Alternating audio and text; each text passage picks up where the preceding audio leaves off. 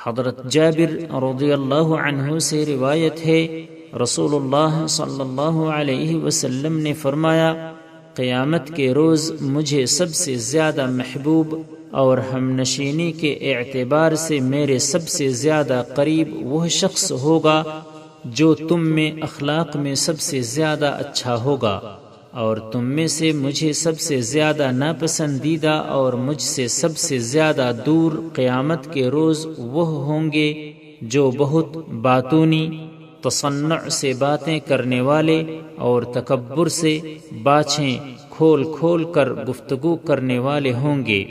صحابہ کرام رضی اللہ عنہم نے عرض کیا، یا رسول اللہ، باتونی اور تصنع سے باتیں کرنے والے کو تو ہم جان گئے، لیکن یہ متفیہقون کون ہیں؟ آپ نے فرمایا، تکبر کرنے والے۔